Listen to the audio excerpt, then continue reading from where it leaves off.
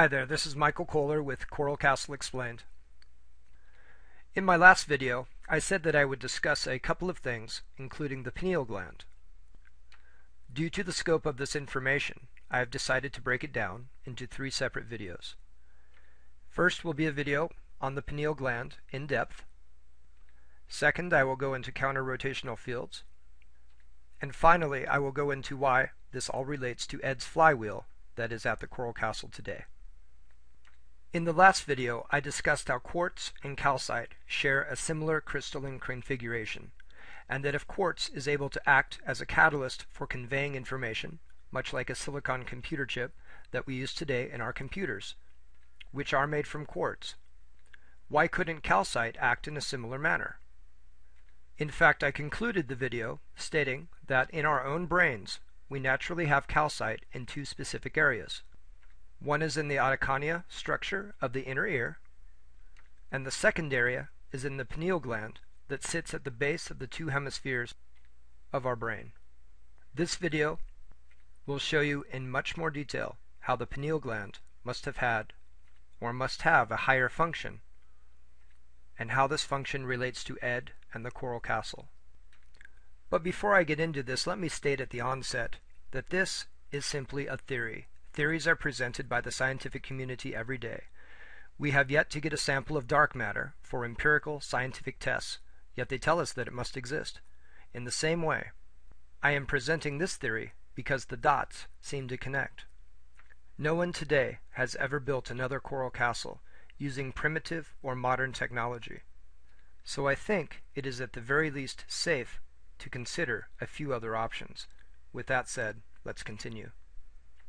My thinking was that if quartz can be used to convert and transfer different energy types filled with information, why couldn't calcite act as a similar catalyst, using the intentions and thoughts electrically broadcast from our brain along with the Earth's energy to effect a physical change?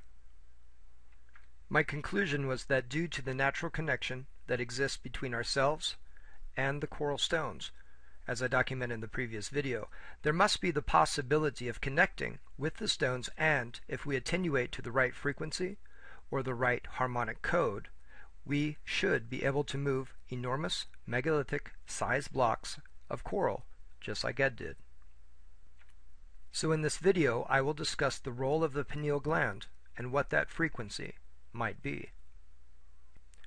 First, my research led me to digging a little deeper into exactly what the pineal gland was, and what I found was very interesting. The pineal gland is thought by modern research to be an evolutionary leftover that serves no actual purpose. History, however, seems to have a different opinion about this tiny organ.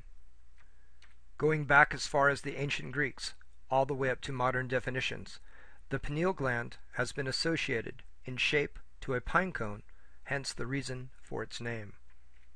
In fact, the pine cone has been used symbolically throughout history in many different cultures. It is seen in the staff of Osiris from the Egyptian culture. In the Sumerian culture, the Babylon god Tammuz holds a pine cone for some type of ritual. There is even a large pine cone at the Vatican and on the rod that the Pope holds in this picture. Even the great philosopher Descartes wrote about it, calling it the seat of the soul, the connection between God and man. But even more interestingly, especially to me, the pine cone has mathematical implications with its relationship to the Fibonacci sequence, as you can see in this picture. So going far beyond a simple New Age concept, the pineal gland is possibly much more. In fact, in regard to science, the pineal gland does not simply reside at the base of the 2 hemispheres of the brain, but is at the base of the thalamus, the organ whose function includes relaying sensation, spatial sense, and motor signals to the cerebral cortex, along with the regulation of consciousness, sleep, and alertness. Combined with the fact that it is directly tapped into our nervous system and is in charge of the regulation of our circadian rhythm, it is the perfect biological timepiece, our very own quartz crystal, that resides within our brain. Going back to the correlation between calcite and quartz, I realized that if the pineal gland truly was some kind of transmitter of our intentions, and if it could harness the energy of the earth to help Ed move the coral blocks, there had to be some research on quartz crystals that related to this same theory. In my next video, I will discuss the work of David Sereda and his work on what he calls the harmonic codes that act as conduits of free energy, something that he discovered when working with quartz crystals and how the pyramids in Egypt were built.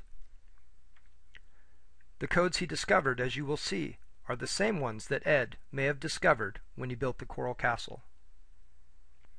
And even more importantly, his work on counter-rotating fields allowed me to figure out why Ed's flywheel may not be operational anymore. In a subsequent video, I will also show you what piece is missing, a missing piece that has been staring at us for over 70 years. Until next time.